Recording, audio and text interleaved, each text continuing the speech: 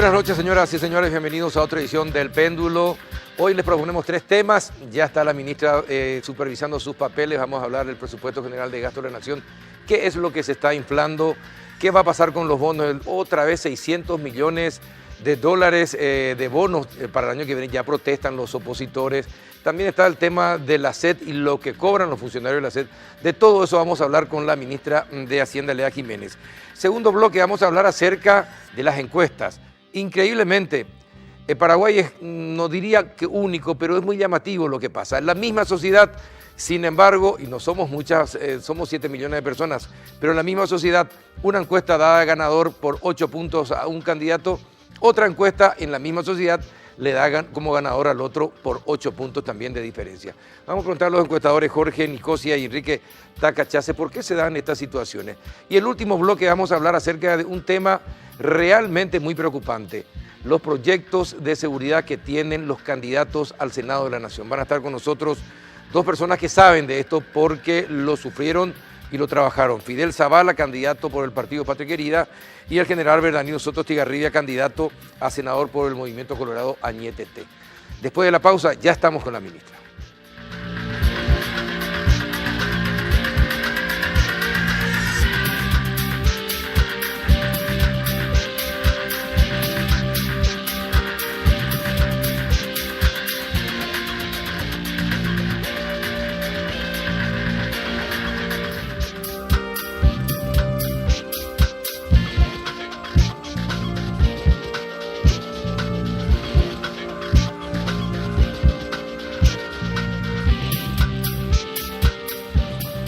Buenas noches, ministra Lea Jiménez, ¿cómo está? Muy bien, Carlos, ¿cómo estás? Un gusto estar acá contigo, con tu audiencia. Bueno, ministra, contanos, ¿cómo está el estudio del presupuesto? Hay muchos pedidos de aumentos. Ustedes habían pedido que no se pidan aumentos, pero sin embargo los ministros no le hacen caso. ¿Qué está pasando? ¿Cómo está la elaboración del presupuesto? Y bueno, yo creo que están pasando muchas cosas que lastimosamente son muy normales, muy naturales en el proceso, digamos, de elaboración del presupuesto y particularmente cuando estamos hablando que estamos en un periodo electoral, ¿verdad? Lastimosamente estamos muy acostumbrados a esperar a este año, parece, para hacer todos los pedidos de Navidad a Santa Claus, parece que llegan en este periodo electoral. Pero te tengo que ser muy sincera, Carlos, realmente se está haciendo un trabajo muy bueno con los colegas del Congreso, tanto senadores como diputados, constantemente nos estamos reuniendo, estamos conversando, yo les vengo diciendo, por favor, llámenos y efectivamente están haciendo eso. Cada vez que entra un pedido, ellos nos llaman, nosotros conversamos, vemos se puede, no se puede, cómo podemos hacer para mover las piezas, digamos, dentro del mismo presupuesto que ya tenemos, porque aumentar no nos sirve de nada. ¿En cuántos casos le hicieron caso a usted? Hasta el momento estamos bien, Carlos. En cada uno de los pedidos nos han llamado, nos han preguntado, incluso la senadora Blanca Lila y todos los colegas verdaderamente, también los diputados, el presidente de la Cámara de Diputados, Pedro Aliana, y los colegas que están trabajando ahí. Verdaderamente estamos trabajando muy bien, tengo que ser muy sincera. No tengo ninguna queja, no tengo queja hasta ahora. Mira, yo no siento partidos ni colores, te soy muy sincera, se está haciendo un trabajo muy bueno. Hasta el momento, todos los pedidos que llegan que no pasaron por Hacienda y quisieron ir directamente por el Congreso, vuelven otra vez a Hacienda y estamos haciendo esas conversaciones que tenemos que hacer. Muchos de los pedidos, por supuesto, no vamos a poder decir que sí, muchos de los pedidos no corresponden, ¿verdad? Y particularmente ahora se están estudiando 3 diferentes pedidos de incrementos salariales que son significativos. Estamos hablando del Ministerio Público que pide más o menos unos 17 millones de dólares. El efecto de este año es más o menos un cuarto de eso, pero el año que viene sería ya el año completo 17 millones. La Corte Suprema de Justicia también está pidiendo un incremento de 10% para todos por igual, y ahí hablamos de 11 millones de dólares adicionales. La Contraloría General está pidiendo más o menos 12 millones también. Después tenemos el pedido este no es un pedido salarial, pero es un pedido simplemente un aumento que quedó fuera del presupuesto, que nunca llegó a Hacienda, también del Tribunal Superior de Justicia Electoral, estamos hablando de 20 millones de dólares. Y otros pedidos, por ejemplo, la UNA nos había pedido una adenda que llegó ya después. Le pregunto yo, ¿quién supervisa que efectivamente las necesidades sean tales en el Poder Judicial y en la universidad, por ejemplo? Y Porque bueno, como ellos elaboran su propio presupuesto por supuesto. y Bueno, son autónomos, entonces bajo el disfraz de la autonomía me da la impresión de que muchas cosas son irregulares, ministra. y la verdad, Carlos, es que nosotros, en la forma que estamos organizados hoy, son ellos los que deben definir cuáles son sus prioridades. Sí. Pero la realidad es hoy que tenemos ya una situación realmente bastante difícil, ¿verdad? Te estaba comentando que nos había llegado una adenda, estamos hablando de 160 millones de dólares, es simplemente la adenda. Es muchísimo dinero que efectivamente no ¿Y esos tenemos. 160, la mayoría es aumento salarial? No, 160 millones es el pedido solamente de la Universidad Nacional. Ese pedido efectivamente nosotros dijimos imposible de financiar y luego ese pedido se redujo, digamos que mirando a las prioridades y se fue reduciendo y finalmente hoy tuvimos una reunión con el rector y con los decanos de cada una de las universidades y tuvimos que hablar abiertamente, ¿verdad? La realidad es que hoy no contamos con esos recursos y tenemos que verdaderamente repensar el modelo de la educación terciaria. ¿Qué es lo que estamos haciendo hoy? Hace poco se había, digamos que puesto un topeo a lo que era esa ley de aranceles en el nombre de que no podemos cobrarle a los alumnos, pero la realidad, Carlos, es que la universidad, en particular la educación terciaria, no van ahí los más vulnerables o los que menos tienen. Verdaderamente es una porción muy pequeña de la población que llega a acceder a la educación terciaria y particularmente entrar a la educación nacional. Sí. No son los más marginales, esa es la realidad. Entonces, por un lado tenemos que repensar esa ley de aranceles, por otro lado también tenemos que pensar el financiamiento a largo plazo. ¿Cómo lo vamos a hacer? Porque tenemos un gran porcentaje de la población que esperemos llegue a la universidad, cada vez más personas lleguen, accedan, pero ¿cómo vamos a hacer ese financiamiento en el largo plazo? Hoy el pedido de la adenda es 160 millones, es mucho dinero que el fisco no tiene para pagar. ¿Y qué solución se le va a dar? Entonces ahí conversamos nosotros, hoy contamos por ejemplo, con los fondos del Fondo de la Excelencia, que yo les había mencionado anteriormente, y les dije, acérquense, por favor, esto requiere un trabajo conjunto donde ustedes como especialistas, ¿verdad?, de la universidad pueden plantear un proyecto que se podría efectivamente financiar con Fondo de la Excelencia, pero esto requiere un trabajo previo, no es una entrega de dinero, sino es un cambio en la forma de trabajo, donde vos primero tenés que hacer el desarrollo del proyecto, y una vez que terminaste de desarrollar el proyecto, lo presentás al Consejo del Fondo, el Fondo lo analiza y se define si ese proyecto tiene sentido o no en el marco de lo que serían los objetivos de la educación terciaria, ¿verdad? Claro. Pero entonces yo creo que fue muy positiva la charla, el diálogo que tuvimos. Yo creo que vamos a ir avanzando, pero tenemos que realmente sincerarnos con relación a qué capacidad de financiar, qué efectivamente tenemos. Y una cuestión que yo mencionaba también es que Paraguay hoy tiene un sistema tributario con tasas muy bajas, ¿verdad? Pero yo en este momento no me sentiría cómoda diciéndole a las personas vamos a incrementar los impuestos para transferir estos recursos, 160 millones tenemos que generar de algún lado para, por ejemplo, estoy dando un ejemplo, tabaco, para o pasar, por ejemplo, para pasar, exacto, en este momento para transferir a la Universidad Nacional no sé si me sentiría cómoda. Yo creo que realmente tenemos que revisar todo el modelo de la educación terciaria. Yo creo que tenemos que ver efectivamente si los resultados que está produciendo la educación terciaria, por ejemplo, ¿cuántos estudiantes hoy se gradúan y son abogados? ¿Y cuántos abogados efectivamente necesitamos? ¿Cuántos son ingenieros y cuántos ingenieros necesitamos? Los presupuestos deben reflejar las necesidades efectivas del país, ¿verdad? Nosotros debemos utilizar los recursos escasos que tenemos para responder y generar el capital humano que el Paraguay necesita. Y yo creo que eso hoy no está funcionando de la forma en la que yo me imagino debería funcionar, ¿verdad? Responder a las necesidades. Entonces, por un lado, pensar la forma de financiamiento, pero por otro lado pensar también el modelo, los objetivos, responde o no esto a las necesidades que tiene el país de desarrollo. Le prometo, ¿verdad?, que vamos a hacer un tema porque es un tema muy interesante. Muy interesante. Una política educativa a nivel de universidad. Sí. qué es lo que necesita el país. Pero y respecto al endeudamiento y respecto de la emisión de bonos, qué dicen en la Comisión Bicameral, sobre todo los opositores? ¿Hay resistencia? Hasta este momento, en ninguna de las reuniones se trató el tema de los bonos.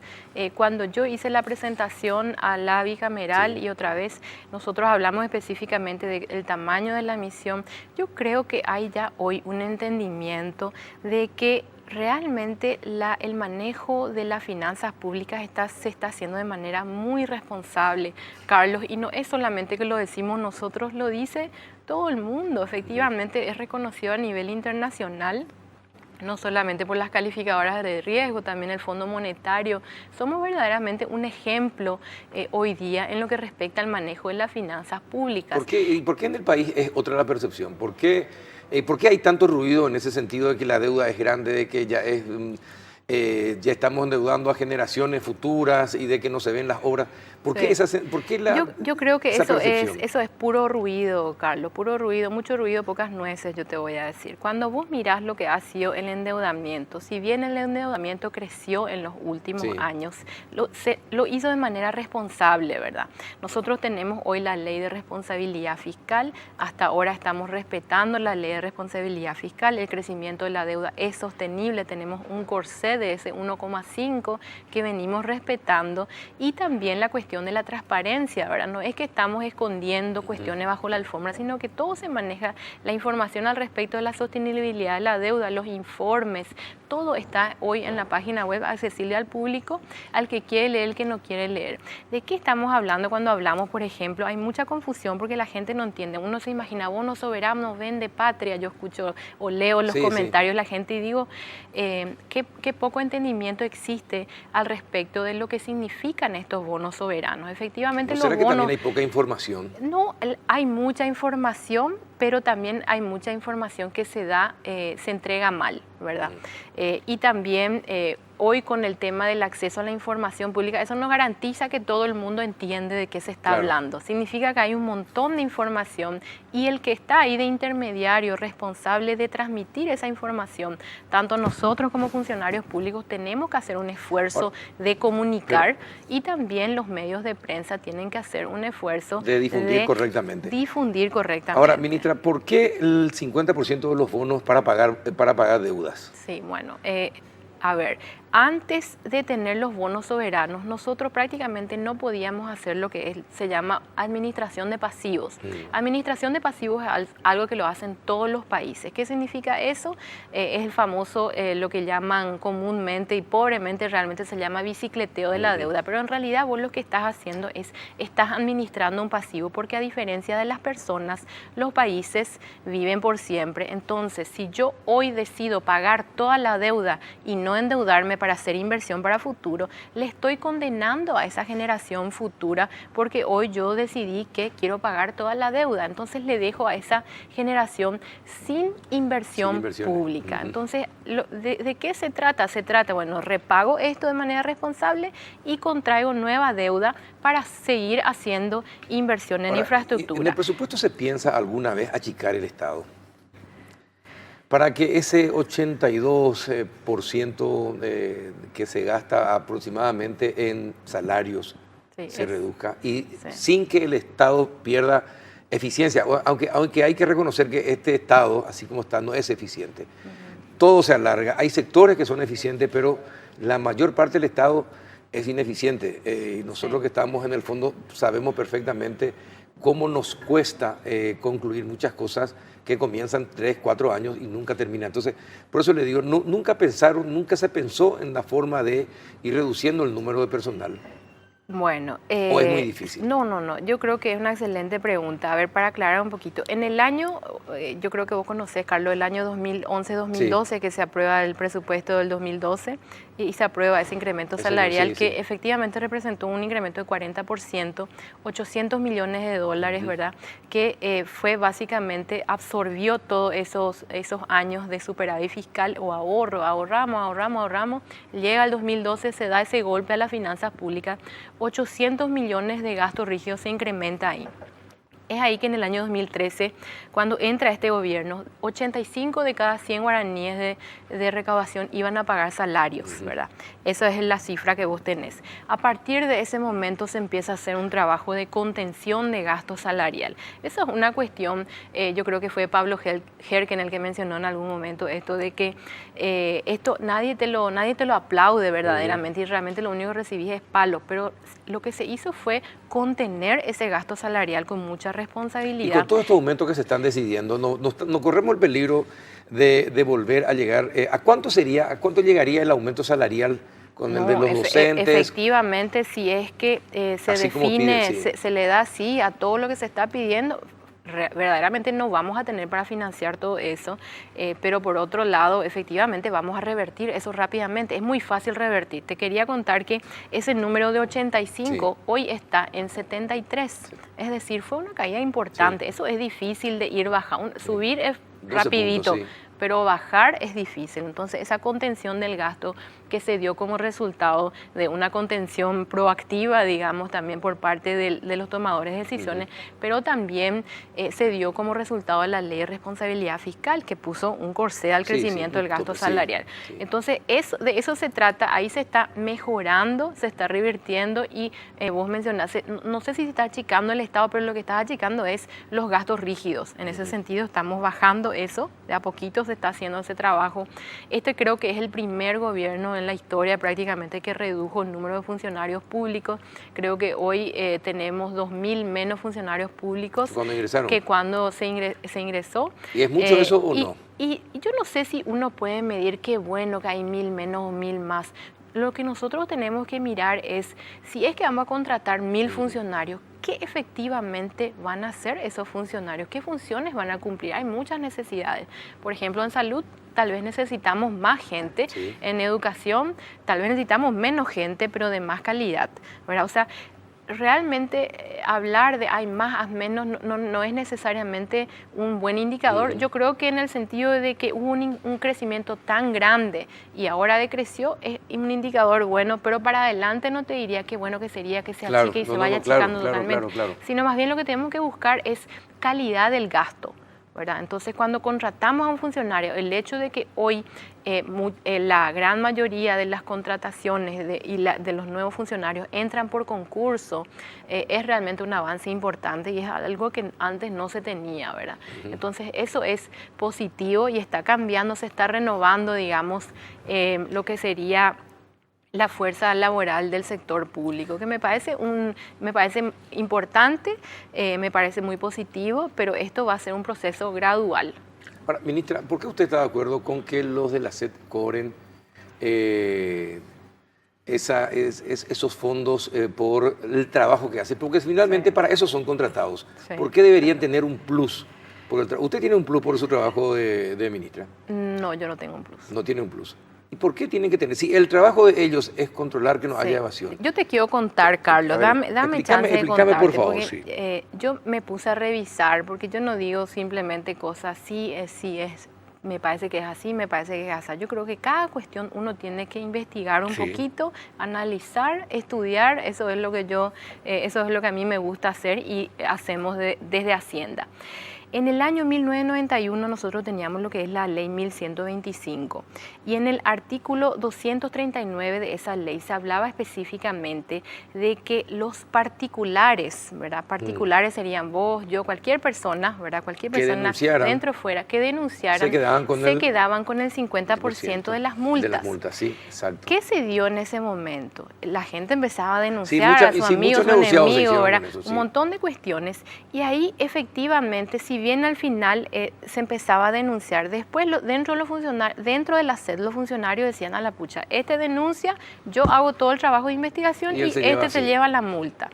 Ese modelo de incentivos perverso, ¿verdad? Mal diseñado, lo que hizo fue generar más o menos unos 15 años de desarrollar una cultura coimera, vamos a llamarlo así, ¿verdad? Entonces, en el año 2003 más o menos, cuando entra un nuevo gobierno en ese periodo, había realmente lo que era un festival de coimas, ¿verdad? Un caos de coima y efectivamente habían un montón de denuncias de extorsiones y en ese año se da un pare a todo lo que eran Con las Dionisio ya como fiscalizaciones. ministro.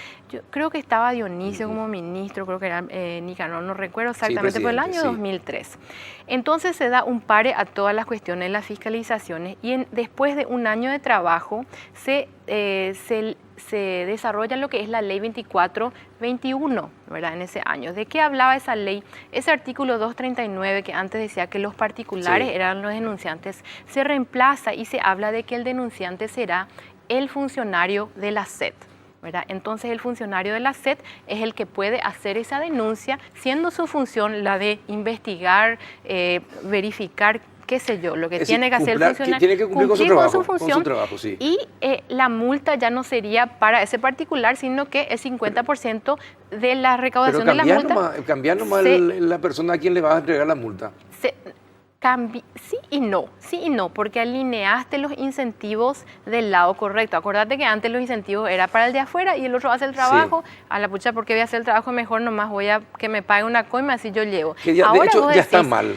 No, de hecho está mal también ese pensamiento del funcionario. Sí y no, pero vos tenés que cambiar un modelo y un modelo no lo puedes cambiar. Después de tantos años de desarrollar esta cultura coimera, como te digo yo, realmente después se empezó a trabajar en tratar de pensar cómo podemos repensar este sistema de manera que funcione correctamente. Y es ahí que se da ese cambio. Entonces, a partir del 2004 ya existía esto que hoy vemos. Sí, cierto. Pero lo que no existía fue un cambio estructural en el funcionariado de la SET. Eran los mismos funcionarios. Vos tenés una ley nueva, pero esa cultura coimera no la podés erradicar de la noche a la mañana.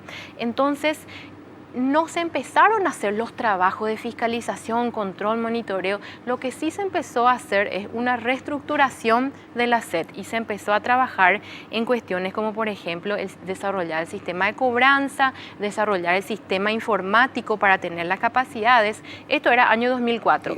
Año 2007 nosotros tenemos finalmente el nacimiento del Marangatú, que es el sistema, digamos que una versión primitiva del Marangatú, pero es el sistema que tenemos. Aún así, todavía no se realizaban los trabajos de controles, pero sí se empezaba tímidamente a hacer controles puntuales, ¿verdad? Se empezaba a activar esa maquinaria. Pero efectivamente recién todo ese tiempo tuvimos la misma regla, la misma ley de pagos, de multas, qué sé yo. No había nomás la colección, no teníamos nomás las multas, no se recolectaban porque todavía no se activó ese brazo de trabajo. Llega el 2013, ahí ya es digamos que la administración de Marta de la SET. Entonces ahí Marta, con su visión, ella... Y con la fuerza y con el apoyo político también, Carlos, porque vos imagínate lo que es. Acá tenemos redes muy fuertes todavía hoy, pero en ese momento nunca descubierto, no existió jamás una mega evasión. Es solamente en este periodo de Marta González y su equipo que nosotros vemos que efectivamente se empiezan a descubrir las famosas mega evasiones y son mega redes de evasión que efectivamente nadie se metía con esa gente antes. Asusta meterse con esa gente. El trabajo que hace la gente de la SET no es un trabajo sencillo. Vos sabés cómo es Paraguay y yo creo que acá tenemos que ser muy realistas, ¿verdad? Nadie se mete con nadie, todos estamos así, pero hoy le vemos que la SET está cobrando porque duplicó la recaudación impositiva, porque efectivamente le está persiguiendo a los evasores. Y el año que viene tiene que mejorar lo que consiguió este año y el siguiente lo que consiguió el año que viene. Entiendo, Carlos. Yo lo que defiendo es, acá estamos hablando de que finalmente en esta administración y con el apoyo político se dio finalmente, ya teníamos la maquinaria, no funcionaba nomás porque no había el compromiso, no había la toma de decisiones, no había la fuerza para hacer esto. Hoy se está haciendo. Entonces, eso que tanto nosotros pedíamos, combate a la evasión, combate a dónde están los coimeros, se ha eliminado eso de la SET. Y hoy estamos en un lugar donde se duplicó la recaudación, Carlos. Si no teníamos eso, no teníamos nada, no teníamos recursos para invertir y con la caída que se dio de la recaudación aduanera por la cuestión de Argentina-Brasil, realmente íbamos a estar sin nada. Yo entiendo, Carlos, esta cuestión de que es hacer nomás su trabajo, pero ¿por qué no se hacía antes? Algo ha cambiado en el modelo, se ha activado ese sistema de control que existía, pero no se utilizaba. Se cambió la mentalidad, se cambió, se cambió el espíritu de la SED y se cortó con esta visión de cultura coimera. Eso no tiene precio, Carlos. Y si vos me preguntás a mí, el 0.18% de la recaudación es lo que se reparte. Y yo escuché también, porque hay mucha desinformación, sí. Yo escuché mucha gente, incluso gente que entiende de las cuestiones de la administración tributaria, digamos, expertos en el área, diciendo que la SED hoy se está repartiendo la contribución de los contribuyentes. No hay nada más errado que eso, Carlos. Las multas, ¿verdad? Hay multas por cuestiones que uno no pagó a tiempo, sí. Hay multas, diferentes cuestiones, hay diferentes multas. La única multa que se reparte entre los funcionarios de la SED, de acuerdo a ese sistema, es la multa asociada a las evasiones fiscales. Entonces estamos hablando de que los evasores están financiando el salario de los funcionarios de la SED. No estamos hablando de que tu impuesto está pagando esa digamos, pago adicional que reciben por resultados que producen. No, entonces, entiendo su respuesta. No sé si le habrá convencido a la audiencia, pero era importante que usted expresara, porque creo que nunca tuvo tanto tiempo para expresar lo que está diciendo. Yo creo que hay que tomar en cuenta todo el historial en contexto y preguntarse por qué no funcionaba antes y hoy está funcionando finalmente. Y hoy finalmente tenemos realmente un combate verdadero a la evasión, una caída importante en la informalidad, diferentes cuestiones que tenemos que abordar y tenemos que hablar con sinceridad. Carlos, no es una cuestión de darle a la SED porque no sé qué, la repartija. Realmente está muy mal decirlo así. La SED está haciendo su trabajo, a mucha gente no le gusta, porque a nadie le gusta pagar impuestos, ni a mí me gusta pagar impuestos, pero tengo que pagar, ¿verdad? Y más contenta voy a estar. No quiere pagar su impuesto. Más contenta voy a estar cuando el gobierno, y yo estando acá sentada lo digo yo misma, cuando el gobierno continúe demostrando que el manejo de los recursos públicos se hacen cada vez de manera más transparente y más eficiente, como mencionás vos. Entonces, esas son las dos caras de la moneda. Usted es una buena vendedora, le felicito, ministra. No, en serio. Así que tenga éxito en el trabajo, que salga un excelente presupuesto, que se atienda a las necesidades de la gente más necesitada, que se hagan las obras de infraestructura que se deben hacer y que la deuda no sea tan pesada y que todos podamos seguir mismo, desarrollándonos. Gracias, ministra, por estar con nosotros. Muchas gracias, Carlos, muchas gracias. Que tenga buenas noches. Vamos a la pausa, a la vuelta vamos a hablar de las encuestas. La ministra quiere quedarse a escuchar por qué las encuestas son tan diferentes. Ya volvemos.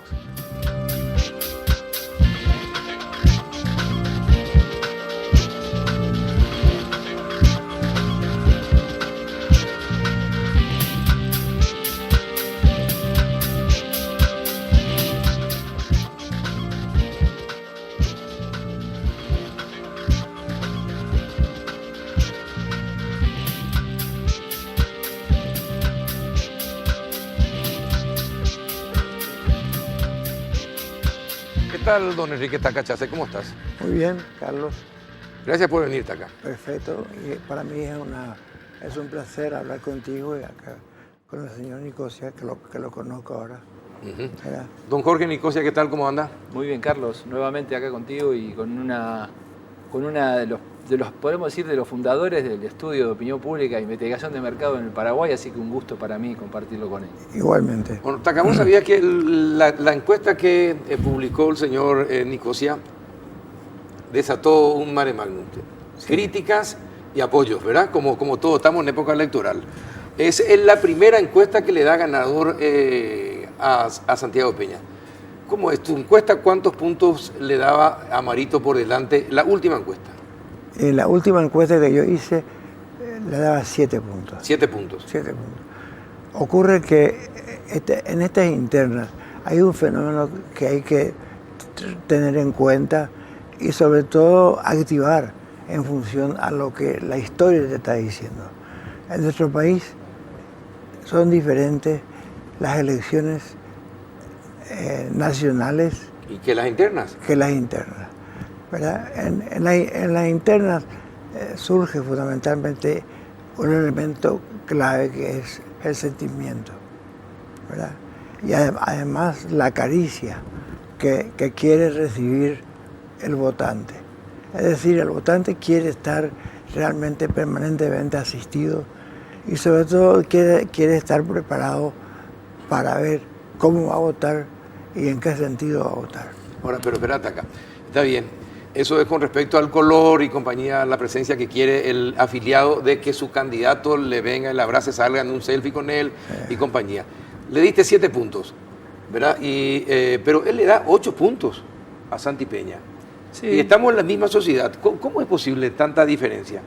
Bueno, lo primero que vamos a decir, habría que ver la época, la fecha, porque la dimensión temporal... ¿La suya cuándo fue? Ahora, nosotros terminamos el trabajo de campo el día 9 de octubre. ¿Y el tuyo cuándo fue? En el mismo tiempo. El mismo tiempo. Bueno, nosotros, habría que ver la ficha técnica. Nosotros decimos siempre, me imagino que va a coincidir conmigo, que cuando se publican las encuestas, lo más importante es ver la ficha técnica, es decir, cómo se hizo, cuándo se hizo, en qué zonas. ¿Por qué? Porque no es lo mismo una muestra de cobertura nacional, una muestra con un determinado tipo de selección, con un determinado tamaño que otra. A nosotros, y cuando nos dedicamos a la investigación, que no hacemos ensayo, que no hacemos literatura, que tenemos que referirnos a un dato, se nos puede cuestionar la metodología y no necesariamente el resultado. Yo puedo demostrar con mi metodología mis resultados y otra encuestadora o otro colega totalmente serio puede llegar a un resultado similar o diferente con su metodología. Es difícil que sean tan opuestas, es difícil. No sería la primera vez que pasa que dos mediciones hechas con una metodología similar en la misma época tengan resultados tan diferentes. Resultados. Ahora, lo más importante, más allá de los datos, es poder encontrar una explicación. Y yo vengo explicando un poco, a partir del revuelo que armó un poco esta encuesta, es la siguiente. Venimos midiendo hasta hace un mes atrás un crecimiento de Santi Peña respecto de Mario Abdo. ¿Un crecimiento o un estancamiento de...? Y un estancamiento ¿También? de Mario. ¿Me permite? Taca. Lo mismo que el señor Nicosia, vos también en tu encuesta tenés, es decir, un crecimiento de un candidato y un estancamiento del otro. Sí, exactamente. Es decir, nosotros comenzamos con un rating bajísimo para Santi Peña. Es decir, fundamentalmente porque hay una diferenciación política, ¿verdad? Y también de conocimiento. Exactamente. Son dos factores importantes. Nosotros tenemos en cuenta los territorios, ¿verdad? Y las características de los territorios. Por ejemplo, un departamento como el Caguazú tiene 70% de áreas campesinas. Tiene que ser diferente el acercamiento a cómo uno va a hacer encuestas en ese territorio, ¿verdad? Sin embargo, escapa a ese fenómeno Central y Asunción, porque prácticamente ya no tienen áreas rurales. Central tiene muy pocas. Entonces, generalmente, fíjate, existe un 30% todavía de áreas campesinas en el país. Y vos tenés que tomar esa. Nosotros, por ejemplo, una de las cosas que encontramos es que están vacías esas zonas. No fueron tocados todavía. No fueron visitadas por los... Ahora empiezan a salir al interior. Claro. En ese caso coincidimos absolutamente, porque cuando nosotros cruzamos los datos por área, en lo que desde Asunción se diría el interior, porque uno para decir que es el interior se tiene que parar acá, vemos que el conocimiento y el no sabe, el famoso categoría no sabe, no contesta en el interior es todavía muy alto, cerca de un 25%. Para de indecisos, indefinidos. De que no saben por quién votar. Eso estaría incluyendo el resto, sacando Central y Asunción, el resto todo el interior tiene un importante nivel de desconocimiento. Y además, como hay que analizarlo políticamente, los candidatos están recién ahora acercándose en el territorio. ¿Eso va a hacer que cambie la próxima encuesta? En sus acciones comunicacionales, en su cercanía a la gente. Recién ahora podríamos decir que está empezando la campaña y con rigor de verdad, creo que va a coincidir conmigo, a 2 meses de elecciones todavía nadie puede dar un resultado definitivo. No hay una tendencia que sea correcto, estoy totalmente... Todavía no. Mira, fíjate vos que nuestros datos, en lo que recabamos ahora dan una cercanía muy grande para los dos. Y nosotros no podemos, ya con el fenómeno de que las encuestas fallan, y existe, digamos, una creencia, no solamente en el Paraguay, No, en el mundo. en el mundo. Después del Brexit, Entonces sí. estamos buscando, nuestra empresa está asociada a Gallup, ¿verdad? Estamos buscando los elementos claves. Acá el contexto, analizar el contexto, las necesidades del contexto es tremendamente importante, ¿verdad? Entonces, por ejemplo, una pregunta que nosotros hicimos antes de ser desarrollada la encuesta fue si la persona entrevistada fue visitada o no por un dirigente político, ¿verdad? De qué categoría, todo ese tipo de cosas. Y tenemos que, hasta cuando ¿Y qué tomamos porcentaje te dijo que no? el 20%. El 20%, no, el 80%. El 80% todavía no fue visitado. Claro, el 20% fue visitado. Bueno. Pero ¿qué propuesta se le hizo a ese 20%? O sea, volvimos. Le pregunto Me gustaría algo. hacer un comentario sobre lo Sí. que acaba de decir. Eso tiene mucho que ver con el contexto sociopolítico de hoy, porque la política, como dice un teórico, se ha convertido en una rama sofisticada de la publicidad. Entonces, la política se hace en los medios, la política se hace de manera mediatizada. En plena campaña, el votante espera ver a su candidato, verlo de cerca, poderlo tocar, poderlo agarrar, como decía antes Tacachase, poderlo sentir más cercano. Pero la actividad central de los candidatos a medida que se acercan las elecciones pasa por la cuestión mediática. Es decir, los medios han tomado una importancia de construcción de sentido, de construcción de subjetividad, como se dice, desconocida hasta hace unos años. Entonces, hay un dato que me gustaría contarle a tu audiencia, a la audiencia que nos está viendo, que es muy sencillo. Estas diferencias también hay que relacionarlas con mediciones anteriores. Por ejemplo, hasta hace un mes atrás había en la opinión de los simpatizantes o posibles votantes colorados 3 opciones de voto. Pero no hay que olvidarse de eso. Afara Porque incluido. Afara estaba Sí. incluido y en nuestros números Afara tenía entre 12 y 15% de intención de voto declarativo.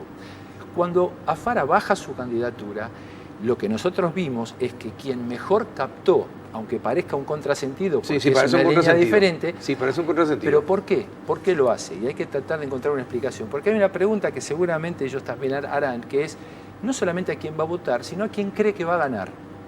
Y en cualquier elección hay un último momento, generalmente, que se define, que hay un porcentaje del electorado que vota a ganador. Pero no entiendo. A ver, explíquenme. ¿Cómo Porque es posible? vota a ganador. No, Claro, pero ¿cómo es posible en las encuestas que pueda aparecer? A ver, la gente dice voy a votar por fulano de tal, me gusta fulano de tal, pero resulta que la percepción es que va a perder su candidato. Es decir, porque finalmente No. yo creo que ya también vos explicaste, Taca, eso, pero- de que la percepción de que va a ganar es otro. Acá, por ejemplo, una cuestión histórica muy importante que comentar es cómo se hicieron las 2 últimas elecciones a nivel interno, ¿verdad? De los partidos políticos. Fíjense que lo que nosotros medimos, cuando se eligió al presidente del Partido Colorado, hace muy poco tiempo, Aliana. Aliana, hasta 2 meses antes, Pero desconocido. apenas llegaba al 32%.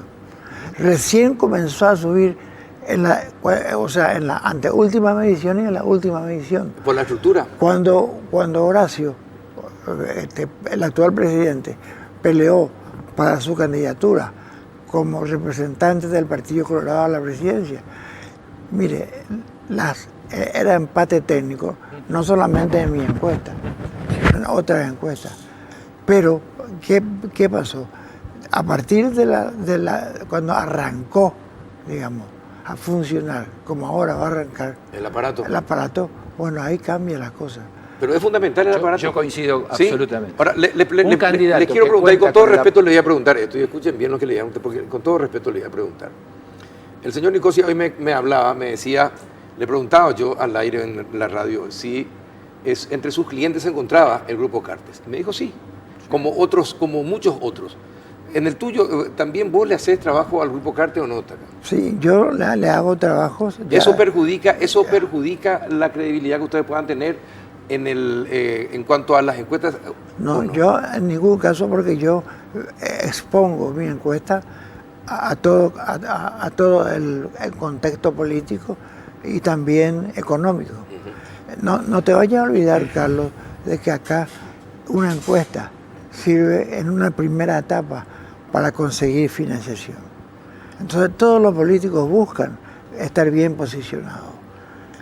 Además de eso, la parte mediática es tremendamente importante. Sí. Acá un caso que se puede corroborar fácilmente es cómo los dos directores, o sea, los dos dueños de los periódicos que en este momento son más importantes, han seguido realmente y han tenido su favorito. Y no solamente eso.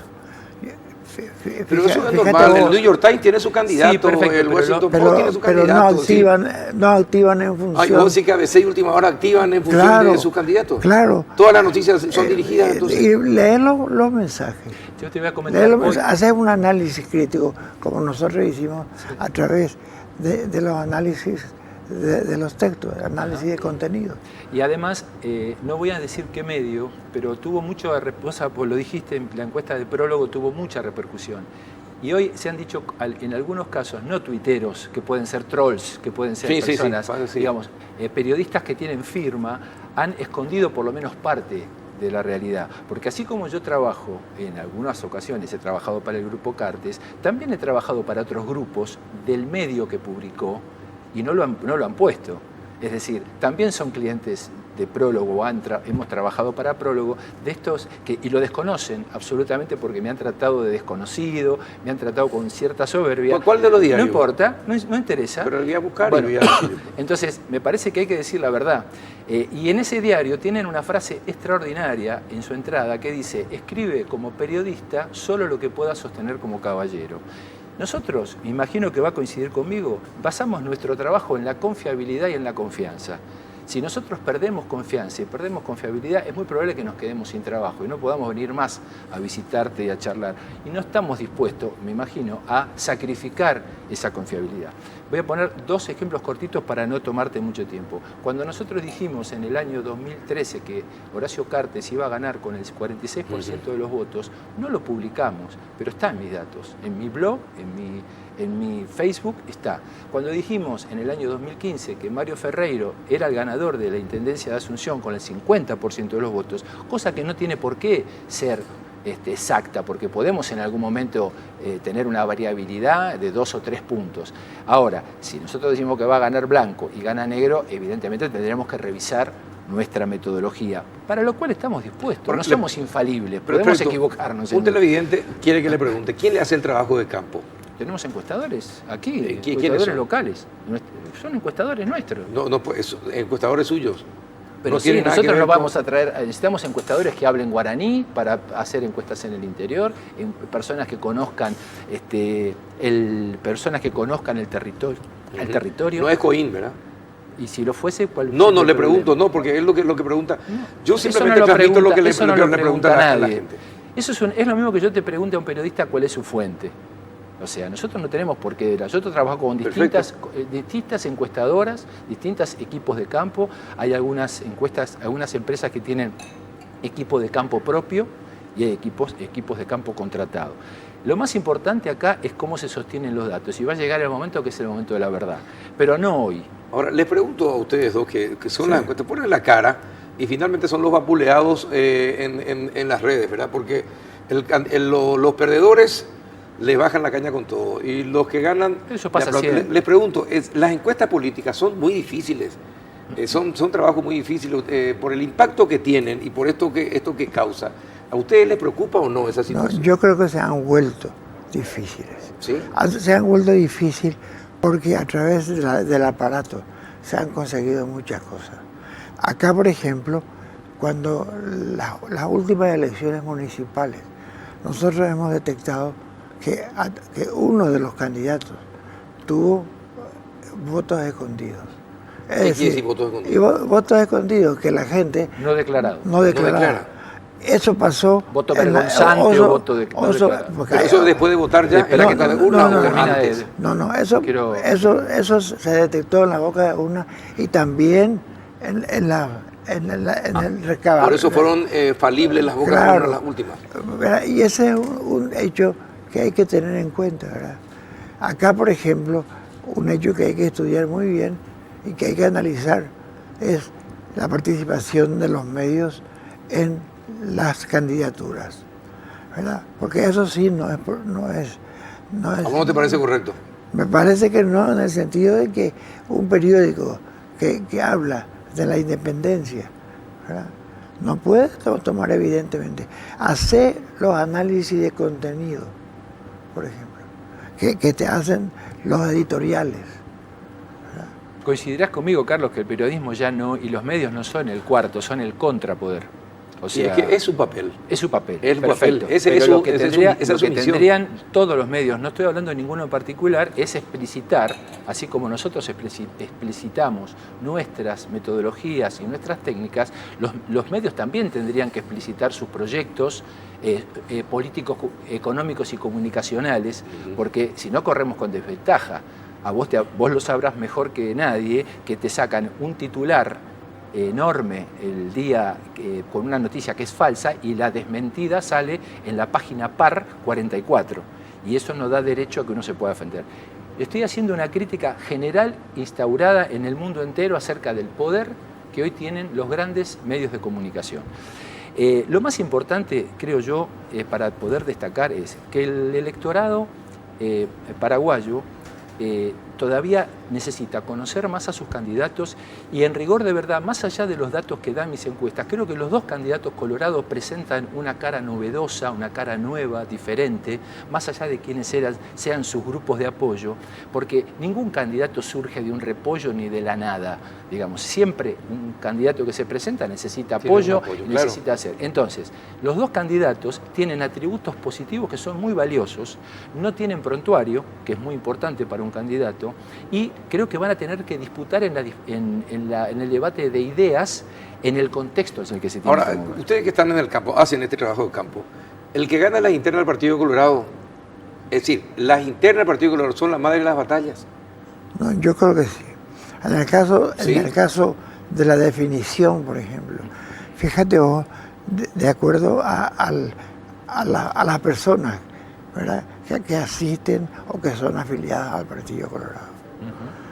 Entonces, quien gana las internas del Partido Colorado tiene un 90%. 90% de ser presidente de la República. De ser presidente. Adhiero totalmente, y no solamente Tacacha por lo que gane la interna, sí, sino porque en este momento, en el contexto político en el que se da, creo que la oposición no está presentando una alternativa sólida hasta ahora, una alternativa sólida, digamos, que pueda de alguna manera contrarrestar eso. Quizás se arme, quizás se pueda constituir, pero al momento, en nuestros datos o cuando nosotros medimos, no se ve una alternativa muy sólida de oposición al Partido Bueno, Colorado. enseguida va a entrar Fidel Zavala, vamos a ver cómo toma esto de que el 90%, para Tacacharse, el 90% de las elecciones a presidente de la República se definen en las internas coloradas. Sí. Es un secreto a voces lo que acaba de decir, porque si uno habla en la calle, me parece que está... Bueno, Taca, muchísimas gracias por venir. Gracias. Y espero que cuando saques las nuevas encuestas, como siempre, pase primero a nosotros. ¿Sí? Desde luego. O sea, siempre yo te paso Sí, todos los datos por eso, con la metodología. también a usted, señor Nicosia, le pido por favor. Sí, si hacemos, no está seguro que Bueno, podamos está medir bien. de nuevo. Si medimos antes de las elecciones, seguramente tendremos novedad. Perfecto, muchas gracias. Gracias Muchas por la invitación. Gracias, Taca, gracias, Nicosia. Gracias. A la vuelta de la pausa, el general Bernardino Soto Tiguerría y Fidel Zavala nos van a contar sus proyectos, en el caso que accedan al Senado, sobre seguridad. ¿Qué te parece? Muy bien, perfecto. Vamos a la pausa.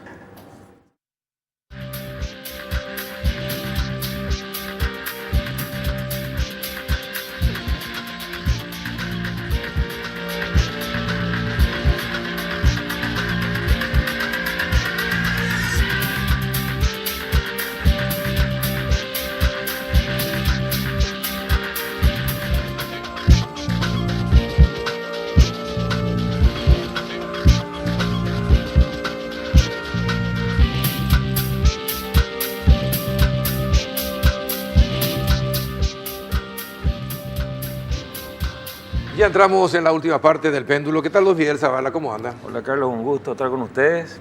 En general, también un gusto compartir la mesa con... ¿Qué tal, general Soto Tigarribia? ¿Cómo está? Buenas noches, Carlos, Fidel, y mi respeto para la teleaudiencia. Bueno, Estamos bien. Ustedes saben que hoy fue detenido el tío de Magna Mesa, Sí, acompañamos por los medios.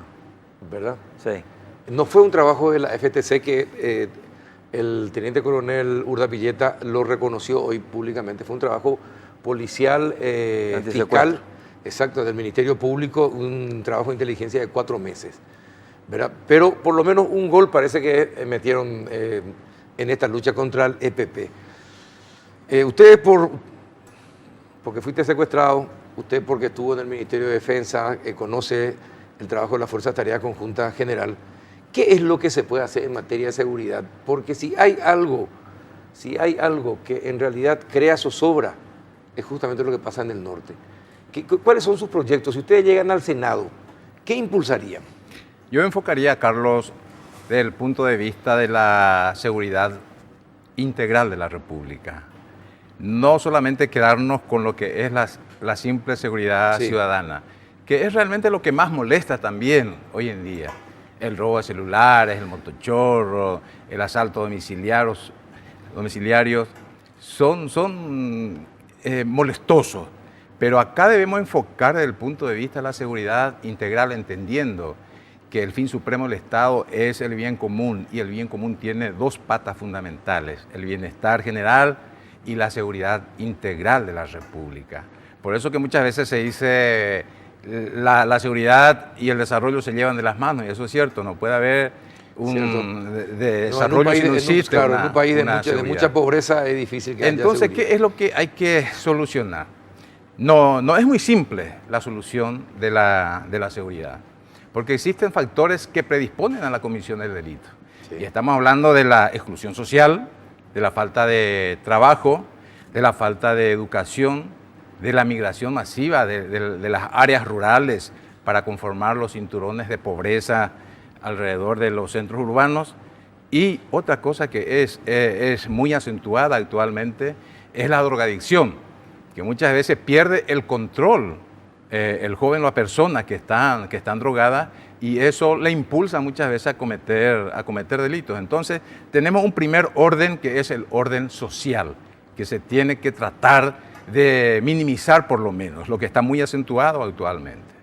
Tenemos las debilidades institucionales, las fallas institucionales, el Poder Judicial, el Ministerio Público, mismo el Ministerio de Justicia y Trabajo, que tiene que llevar un programa, un programa de rehabilitación y de reinserción social. Y después tenemos la Policía Nacional, Carlos.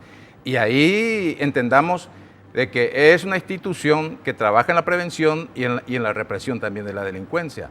Pero, ¿cómo está trabajando la policía? Tiene 25.000 efectivos. ¿Cuántos son operativos? 50%. ¿Cuántos trabajan del 50% que son operativos? Otra vez un 50%. Tenemos de 5 a 6.000 efectivos policiales en las calles por día. Porque hay que comprender también que es importante la dosificación de energía de los efectivos. Trabajan 24 horas y descansan 24 horas.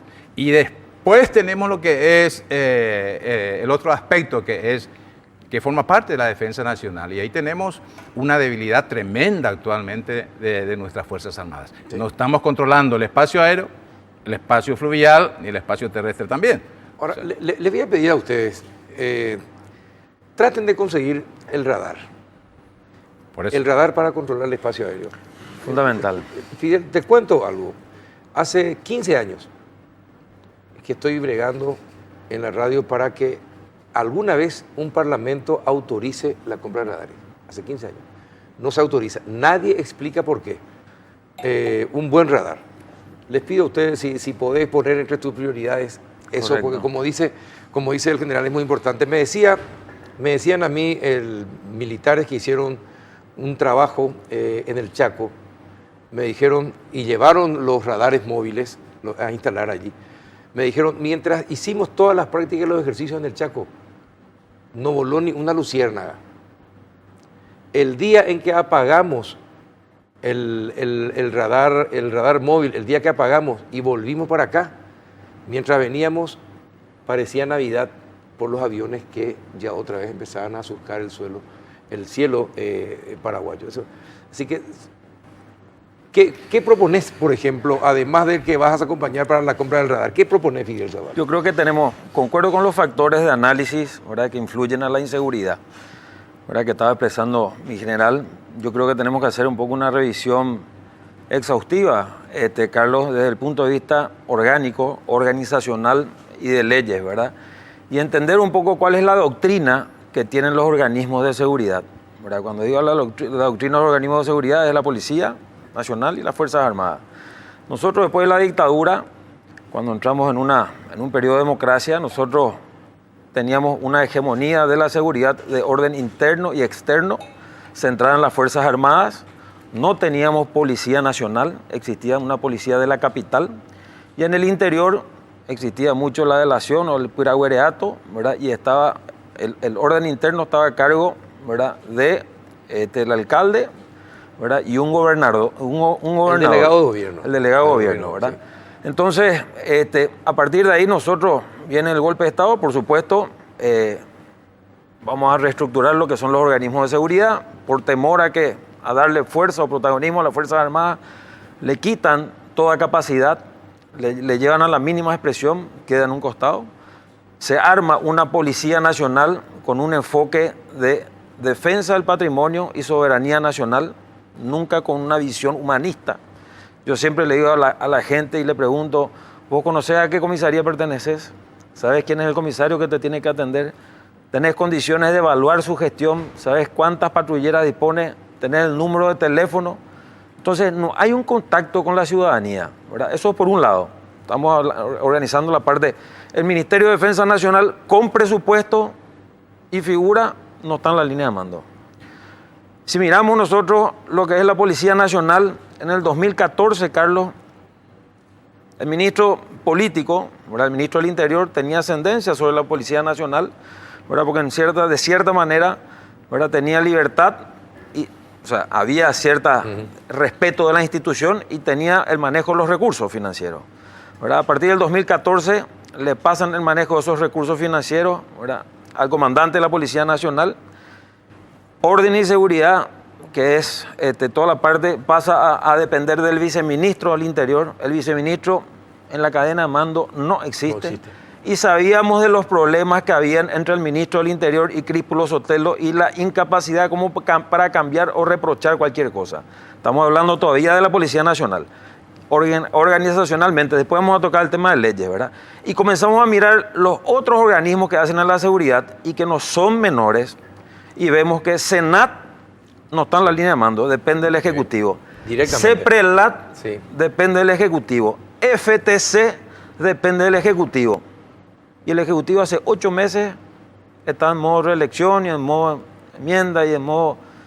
Carlos, los desafíos que se nos vienen a nosotros como sociedad, y yo vengo diciendo esto, ¿verdad? Brasil comienza a controlar su espacio aéreo. Sí. A partir de ese momento, te estoy hablando en el 2000 y tanto. Y derriba aviones. Y derriba aviones. Toda la ruta del narcotráfico viene, por eso se comienzan a abrir todas las pistas en el norte, Alto Paraguay, Concepción. Todo el tráfico pasa por la frontera paraguaya, ¿verdad? Comenzamos a mirar un poco Argentina, que dejó de controlar su espacio y volvió a controlar nuevamente. Cayeron aviones paraguayos, cayó en el cargamento, cayó el intendente Itatí, el gobernador de Corrientes o de Misiones, ¿verdad? Entonces, esta disputa que están habiendo territorial sobre del PCC y el comando, esto es disputa de una ruta. Tenemos que entender un poco qué es el contexto que se nos viene, ¿verdad? Si nosotros, estamos hablando organizacionalmente todavía, y si nosotros comenzamos a mirar desde el punto de vista legal, ¿verdad?, que hay un montón de cosas. No estoy hablando lo de currículum, de foja de servicio para el ascenso, de la malla curricular que tiene que tener la gente para salir formada a resguardar la calle, de las cantidades, ¿verdad?, de los procesos, las normas que vos tenés que colocar, y la certificación de las normas y los procesos que vos tenés que tener para poder construir instituciones. Después podemos hablar de algunos otros detalles, pero ¿quién conoce la problemática local? El intendente, y a nivel departamental, el gobernador. No tiene ninguna ascendencia sobre la policía, tiene que pedir por nota, y el jefe de zona puede dar o no atención de acuerdo a la ¿Y voluntad qué o no sugeriría? ¿Que haya una policía a cargo del gobernador? Yo creo que no. Yo creo que hay que darle una visión humanista, ¿verdad? La ONU a partir del año 94 comenzó a tener un poco ese enfoque. Voy a complementar un poco, una responsabilidad política departamental. Fidel tocó varios aspectos que está ocasionando la debilidad de las instituciones. Que demuestra la Que debilidad. demuestra. Muchísima habilidad. ¿Y quiénes tienen la culpa, Carlos? Los actores políticos que tienen la decisión Los responsables para que deciden. fortalecer o Sí. debilitar las instituciones. Es simple. Fidel dijo, la Fuerza Armada se lo dejó de lado, y es cierto. Y luego la sociedad pide resultados para las Fuerzas Armadas, pero las Fuerzas Armadas están desnudas. Yo me arriesgo a decir, no debería, pero es importante para que entienda la sociedad y para que entiendan también los actores que tienen la decisión de que está en su peor momento de su gloriosa historia en cuanto a la operatividad de las Fuerzas Armadas. Tenemos una estructura gigantesca, pero vacío de contenido operativo. ¿Y usted pidió ese Yo- cambio cuando era ministro? Yo pedí la reorganización, presentamos ¿Un proyecto? un proyecto de reorganización de las Fuerzas Armadas que fue motivo de muchas intrigas de personas que no tienen una visión país, una visión para los objetivos institucionales, sino solamente ¿Y no corrió ese objetivos proyecto, personales. Fue retirado precisamente porque el proyecto mantuvo el ministro en la cadena de mando como proyecto. Y es el único país que no está en la cadena de mando. Sí. No El es único- porque el yo único fui país que no tiene el ministro, Ministerio de que no Defensa y tiene la cadena de sí, mando. no sí, sí, tiene, o es que estamos haciendo tan bien nosotros, solamente los paraguayos y los otros están todos equivocados. Pero nuestra Fuerza Armada está muy debilitada. De nada nos sirve también tener radares ahora, Carlos. Si no tenemos aviones Si no para tenemos perseguir, para reaccionar, para Bueno, pero reaccionar. se supone que si se tiene radares inmediatamente se tiene que tener esos Yo aviones. te digo, Carlos, que voy a trabajar por eso y acá Fidel me va a acompañar en ese proyecto porque tenemos que fortalecer las instituciones que hacen a la seguridad de la República. La Secretaría Nacional de Inteligencia fue Debe ser el aprobada, cerebro todo. fue aprobada la ley, fue promulgada, fue reglamentada a través de un decreto, pero no está aplicada. ¿Qué esperamos, señores? Y el presidente de la República no implementa. O sea que existen... Es decir, los presidentes, ese no fue el proyecto de Euclides. Es el proyecto que salió con este gobierno. Con este gobierno. Con este gobierno fue una propuesta de Hugo Rubín. Porque Euclides había No, lo del presentado un buen SNI fue Hugo buen Rubín. proyecto. Sí, la La propuesta Secretaría... de la modificación del tema de colocar el Ministerio de Defensa Nacional. Esa fue nuestra propuesta. Esa fue una propuesta de usted, mi general. Sí. Carlos, si vos estás enfermo de úlcera y te diagnostican dolor de cabeza, lo más seguro es que vayas a fallecer, ¿verdad? Los desafíos que nosotros tenemos en materia de seguridad, ¿verdad? Como sociedad, y no hablo solamente en el tema ¿Qué de es lo PP. más peligroso en materia de seguridad? ¿El narcotráfico? Hoy día. Yo el creo que narcotráfico. a nosotros como sociedad tenemos que comenzar a mirar atentamente. Y te digo, ¿verdad? Desde el momento que la gente diga que no tenemos narcopolíticos, yo digo, no estás viviendo No en está viviendo en Paraguay, sí. no estás viviendo en una realidad. Cuando vos tenés que 300 kilos... A ver, Paraguay, en la ruta en Paraguay no existía lo que era el tema de drogas, de cocaína, ¿verdad? Comenzó, y el crimen organizado se corporativiza, ¿verdad? Sí. Porque usa el mismo canal para llevar Y traer. y traer, ¿verdad? Drogas, armas, va todo de la mano. Entonces, 300 kilos de cocaína pura acá en el Sheraton del cartel de Sinaloa, fue el año pasado, antepasado, 30 millones de dólares. Sale de San Pedro y se lo agarra camino a Ñembucú, a un camión Sí. doble eje, Sí, 40 sí. toneladas de marihuana, escoltado por efectivos de la Policía Nacional. 1.500 kilos de cocaína desaparecen de la jefatura departamental de Amambay, al lado de la gobernación. Nadie dice nada. Dentro de los factores de fracaso de la FTC, podemos decir de que de repente el tema de drogas está en el medio, sin temor a equivocarnos. No quiero desvirtuar la lucha. Hay gente muy correcta, hay gente muy patriótica, pero también hay gente que es muy oportunista, ¿verdad? Entonces, tenemos que comenzar a mirar, Carlos. Tenemos que comenzar a mirar detenidamente. Para vos el narcotráfico es No, no solamente el narcotráfico. No, ya sé, pero es lo fundamental, porque después por el narcotráfico ya viene todo lo que está citando.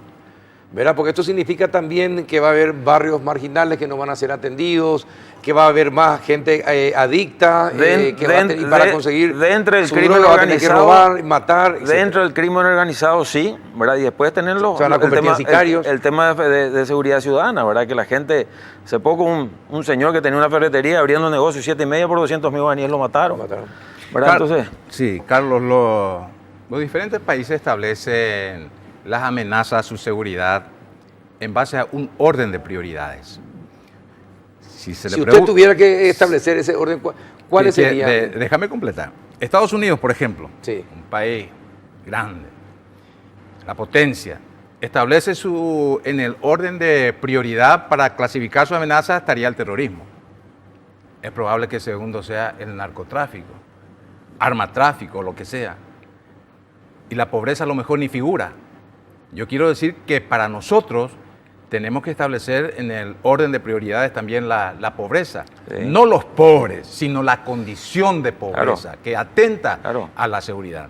Entonces yo me arriesgaría a decir, complementando lo que dice Fidel, no enfocarnos solamente en el narcotráfico, sino para mí, en especial, la pobreza, esa condición de pobreza que viven nuestros compatriotas actualmente, podríamos establecer también como una de las prioridades principales que afectan la seguridad. Genial. Ahora les pregunto, ustedes van a estar inmersos en un grupo diverso, pero que a su vez van a responder a los partidos.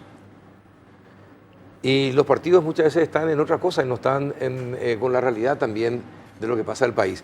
¿Cómo van a hacer para impulsar estos proyectos si en algún momento pueden chocar contra los intereses de sus propios afiliados o de sus propios compañeros de bancada? ¿Cómo van a hacer?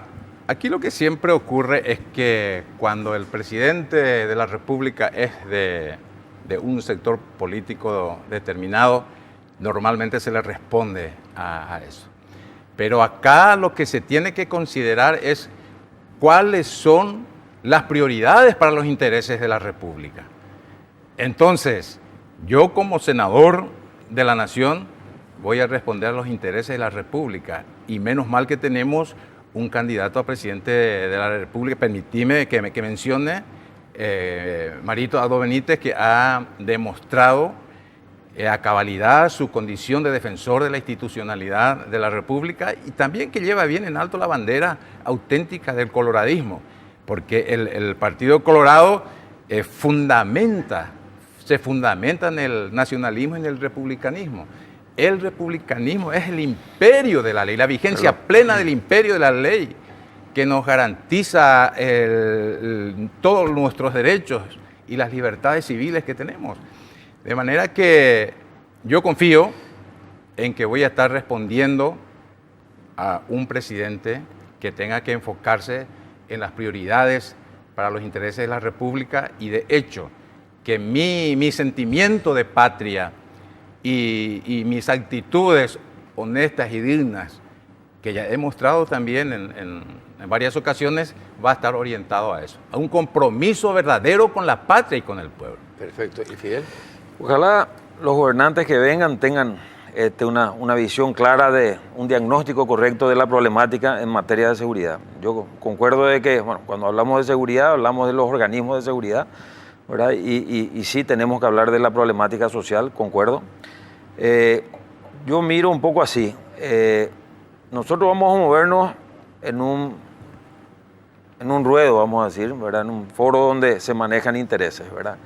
Yo creo que primero tiene que haber voluntad política y esa voluntad política se construye y se construye con el diálogo. Yo creo que Patria Querida siempre ha dejado los intereses particulares o la politiquería, ¿verdad? Como yo siempre dije a la gente, no tenemos que ser oposición porque somos opositores nomás, ¿verdad? Y hay muchas veces que yo le digo a la gente, nosotros somos pro gobierno, pero no pro Carte o pro Federico Franco o pro Lugo, pro gobierno, porque a medida que al gobierno le vaya bien, al Paraguay le va bien, sí. A los paraguayos le va bien.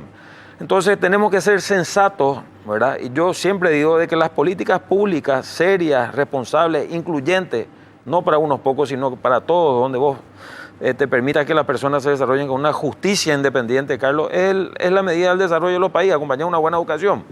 Entonces, esto va a requerir de una voluntad política, de mucho diálogo, ¿verdad? Y de comenzar a crear una corriente positiva en el sentido de que la ciudadanía sepa, de que los medios de comunicación sepan dónde está nuestra problemática, de que en conjunto nosotros podamos salir, ¿verdad? Y decir, señores, este es el norte que nosotros queremos. Y quiero tocar un temita, ¿verdad? De que nosotros agarramos y decimos, yo creo que la sociedad tiene que estar involucrada en los temas de seguridad. Tiene que estar sentado en una mesa, como ocurre en otros países, ¿verdad? Una mesa interinstitucional donde nosotros podamos llamar al examen a las personas. Bueno, ahora, ustedes saben que la práctica común es decir, un nuevo parlamentario llega al Parlamento y lo primero que le dicen es, podés venir con 3, 4 asesores tuyos. No hay ninguna norma escrita que realmente certifique eso. Sin embargo, es una práctica común y te menciona, no, hay una norma, hay una norma. ¿Qué van a hacer ustedes? Porque esa es la primera manera de empezar a involucrarle en lo que es la gran cadena de la corrupción. No va a poder hablar porque le llevaste a gente que no concursó para estar contigo. Puede ser un familiar, puede ser un amigo, puede ser un vecino, el que sea, lo mismo usted en general. Puede ser un afiliado que necesita trabajito, etcétera, etcétera. Pero ya le lleva ahí y ya comenzamos ahí con la cadena. Ya no va a poder decir nada porque ya llevaste a gente que no concursó. Si eso ocurriera, ¿cómo van a actuar? Carlos, haceme senador y después te voy a decir qué es lo que voy a revisar ahí en el Parlamento. No, le pregunto esto porque... Existe reglamento realmente que rige el funcionamiento del Parlamento. Sí, pero esa norma no está escrita. Le voy a dar el caso del doctor Arnaldo Vins. Él iba como pastor de la iglesia y como en su primer año, ¿verdad? Le preguntamos al pastor Arnaldo Vins, el senador, le preguntamos, usted sabe, hay una norma, puede decir el artículo, no sabía el artículo. No sabía, pero metió 4 o 5 personas, ¿verdad? Sin haber concursado. Así comienza toda la cadena. Por eso les digo, ustedes van a ser la cara nueva del Parlamento. A ver, lo de la norma y de colocar gente que es afiliada y gente a quien vos debes favores políticos, yo creo que ese tipo de práctica tenemos que erradicar. Totalmente. Desde luego que un senador no puede ser todólogo, ¿verdad? Tiene que tener sus asesores, ¿verdad? Contratados en materia de seguridad cuando así amerite, en materia de salud cuando así amerite, en materia pero no in eternum. Pero no in eternum, ¿verdad? Y yo creo que, a ver, el tema de concursar o no concursar, yo creo que tiene sus mecanismos, ¿verdad? De contratación, sí, ¿verdad? No sé si el tema de los asesores pasa por un concurso, Carlos, pero yo creo que si uno va a presentar proyectos realmente que vayan a colocar el interés general por delante del particular y querer... Tener que tener gente que entienda la materia. Coincido. Yo creo, Carlos, que los que llegamos al Parlamento tenemos que generar nuevas actitudes. Actitudes que prioricen los intereses auténticos de la patria y terminar con todas aquellas actitudes que conlleva a la degradación de la política y a la degradación de los actores políticos. Por ejemplo, es muy triste ver a senadores, grandes actores políticos, que asumen hoy una posición determinada, una posición férrea, y al día siguiente cambia de posición. Con eso pierde toda credibilidad. Y la ciudadanía está harta de esa clase de actores políticos. Es nuestra politiquería. Sí, esa es la politiquería barata. Perfecto. Ahora, yo les pido otro favor para terminar. Sí. Que esto no sea simplemente parte de un discurso políticamente correcto. Que en los hechos ustedes puedan generar, esto que usted dice, general, cambio en la forma de hacer política en Paraguay. Así que yo les deseo éxito, ojalá lleguen al Senado y que verdaderamente puedan llevar a cabo ese cambio que tanto se necesita en nuestra política. Gracias, general, por venir. Fidel, muchas gracias por estar Carlos, presente también. Cuando gusten. Me tengo que despedir, ya me están diciendo ya acá por el oído que me tengo que ir. Me hubiese gustado darle un minuto a cada uno, pero esta vez me va a ser imposible y sabrán comprenderme. Gracias, Fidel, gracias, general, y a ustedes por acompañarnos de sus casas. Hasta el próximo miércoles.